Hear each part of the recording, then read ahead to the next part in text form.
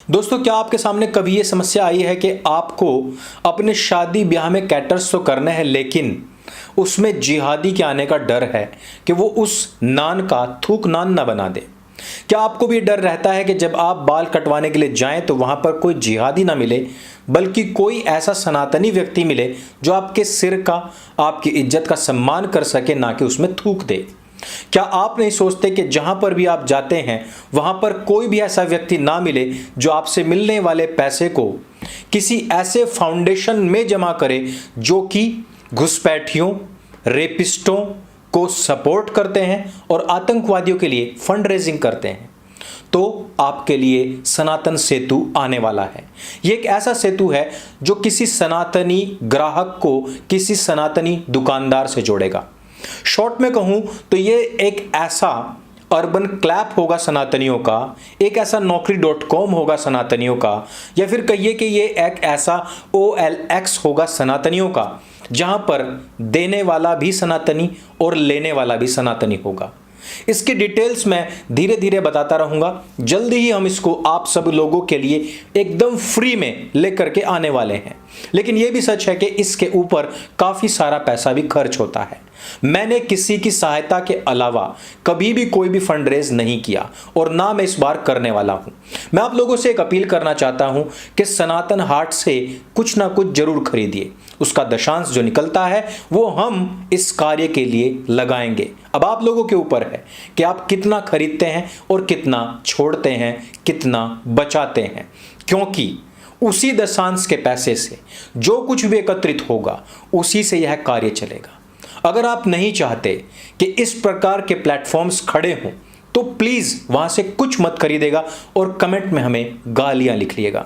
लेकिन अगर आप चाहते हैं कि इस तरीके का इकोसिस्टम खड़ा हो जहां एक सनातनी को सीधे एक सनातनी से जोड़ा जा सके, उसके रोजगार, उसके कारोबार से जोड़ा जा सके, तो आप हमें सपोर्ट अवश्य कीजिएगा।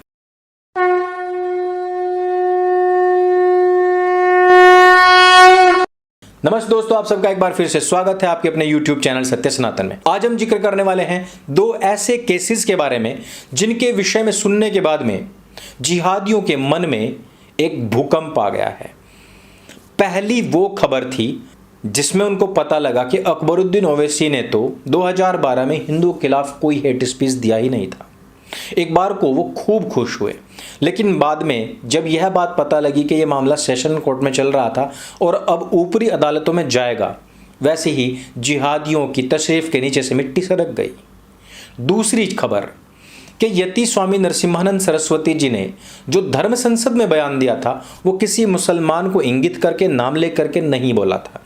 उन्होंने केवल आसुरी शक्तियों का सामना करने के लिए अपने लोगों को प्रीच किया था, उपदेश दिया था, और उन्होंने कहा कि प्रत्येक व्यक्ति को अपने धर्म की रक्षार्थ, अपने परिवार के रक्षार्थ खड़े होना चाहिए। अब मुझे बताइए कि यह बात कौन नहीं बोलेगा, लेकिन यहां पर हमें एक विशेष बात का ध्यान देना चाहिए। आज है 14 अप्रैल और आज ही के दिन बताया जाता है कि बाबा साहब भीमराव अंबेडकर जी का जन्म हुआ था।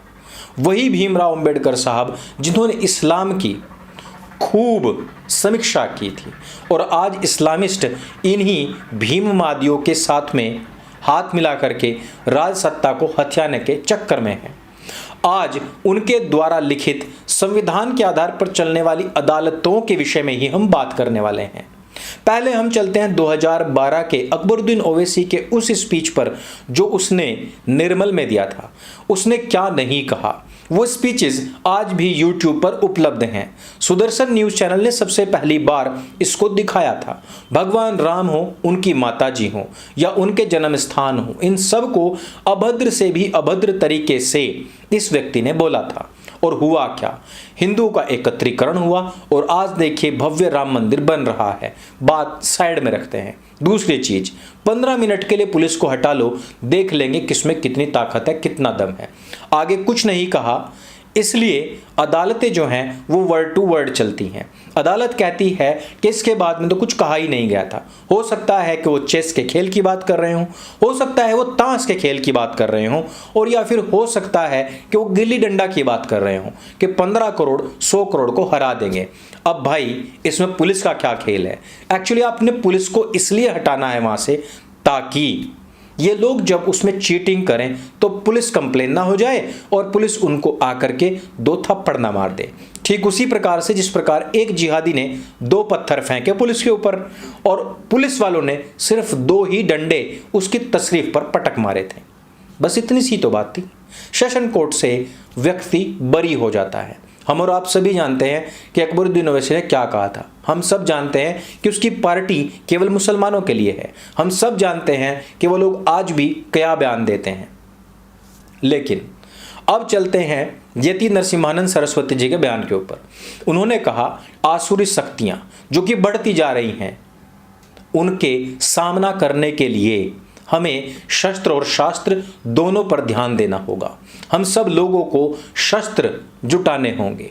यहाँ पर कहीं नहीं कहा गया कि किस मुसलमान को मारना है, किस कौम को मारना है या किसके अनुयायियों को मारना है। स्पष्ट सी बात थी। दिल्ली में यह केस चल रहा था और उसी दिल्ली पुलिस ने यह बयान दिया है जांच के बाद में, जिस दिल्ली पुलिस को बताया जा रहा था कुछ तथाकथित समर्थकों के द्वारा कि देखिए मोदी की पुलिस है, देखिए शाह की पुलिस है, तथाकथित हिंदू सम्राट की, हिंदू हृदय सम्राट की पुलिस है, जिसने कि यति महाराज के ऊपर केस कर दिया। उत्तराखंड की सरकार और वहां की पुलिस के खिलाफ भी काफी सारी बयानबाजी हुई थी। लेकिन कानून अपने हिसाब से काम करता है। मैंने पहले भी कहा था 4 स्तंभ होते हैं और चारों स्तंभ अपना अपना काम करते हैं।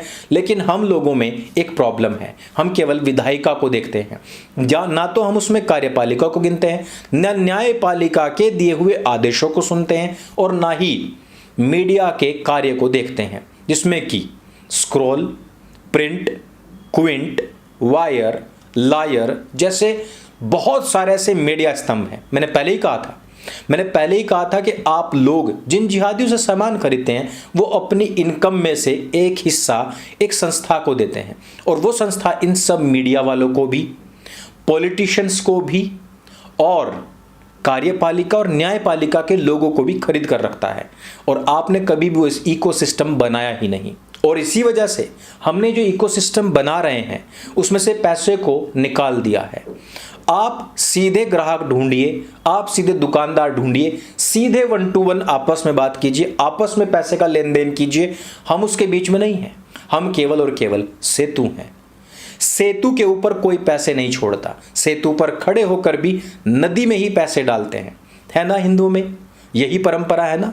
जब किसी पुल को क्रॉस करते हैं तो नीचे से गुजरने वाली नदी में सिक्के डाले जाते हैं, ना कि पुल के ऊपर, जिस पुल के ऊपर से गुजर करके लोग निकल रहे हैं, ना ही पुल कभी मांगता है। अगर इस प्रकार के इकोसिस्टम्स हिंदुओं में होते तो यहां से बड़ा तंत्र खड़ा हो सकता था। लेकिन मुसलमानों ने इस तंत्र को खड़ा किया है और उसी तंत्र के चलते अकबरुद्दीन ओवैसी बरी होता है और उसी तंत्र के चलते यति महाराज को जेल होती है। उसी तंत्र के चलते अभी भी जितेंद्र त्यागी जेल में है और उसी तंत्र के चलते आज भी जिस कुव्वतुल मस्जिद के बारे में हमने बहुत पहले बताया था कि 27 हिंदू और जैन मंदिरों को तोड़ करके कुतुब मीनार का परिसर क्षेत्र बनाया गया था, उस क्षेत्र में भी आज तक कोई सुनवाई नहीं हुई है। हालांकि कोर्ट ने इस बात का आदेश दे दिया है कि इसमें उपस्थित जो गणेश मूर्तियां हैं उनको ना हटवाया जाए। एएसआई का भी यही मानना है। हिंदुओं ने कई बार ये कहा कि वहां पर बकायदा पत्थर लगा हुआ है जिस पर यह बात लिखी हुई है कि हिंदू और जैनियों के 27 मंदिरों को तोड़ करके यह परिक्षेत्र निर्माण किया गया है, लेकिन अभी तक भी उस पर कोई सुनवाई नहीं हुई है। उसका कारण है इकोसिस्टम के द्वारा खरीदा हुआ आपका न्याय, आपकी न्याय व्यवस्था और आपकी विधायिका। इस मामले पर थोड़ा और विस्तार होगा और आगे और सुनवाइयां होंगी, लेकिन जिहादी कौम के झूठ से आप कहां तक बच पाएंगे। एक महिला जो खुद किराया जमा नहीं कर रही, लोगों को परेशान कर रही है, एक दिन अचानक से दिल्ली पुलिस के सामने जाकर खड़ी हो जाती है। कहती है कि मेरा बुर्का खींचा गया, मेरे भाई को पीटा गया और कहा गया जय श्री राम के नारे लगाओ। जब जांच हुई तो तो पता लगा कि जिहादन है, वैसी ही सबा की तरह जिहादन जो कि मध्य प्रदेश में पत्थरबाजी कर रही थी पुलिस के ऊपर, वैसी ही जिहादन है। वो हाथों से पत्थर फेंक रही थी, ये मुंह से जबान से नफरत के पत्थर फेंक रही थी।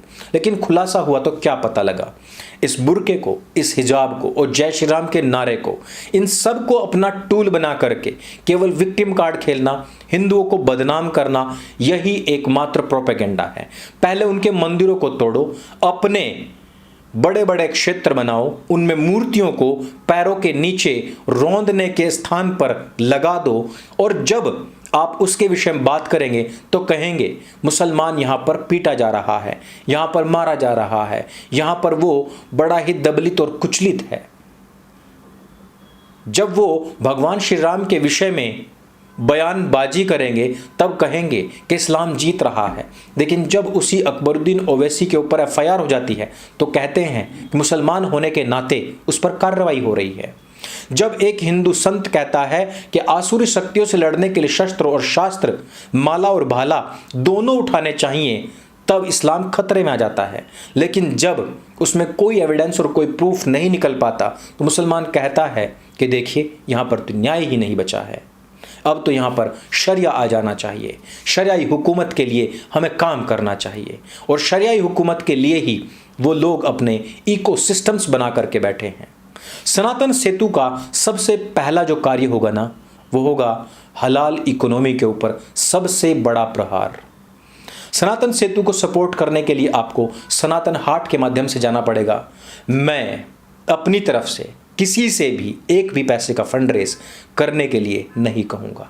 अगर ये वीडियो आपको अच्छी लगे, जानकारी से भरपूर लगे और आपको भी सनातन सेतु का कॉन्सेप्ट अच्छा लग रहा है, पसंद लग रहा है, तो लोगों में इसके प्रति प्रचार और प्रसार अवश्य कीजिएगा, क्योंकि हमारा जो मीडिया है, हमारा जो प्रचार तंत्र है, वो आप ही हैं।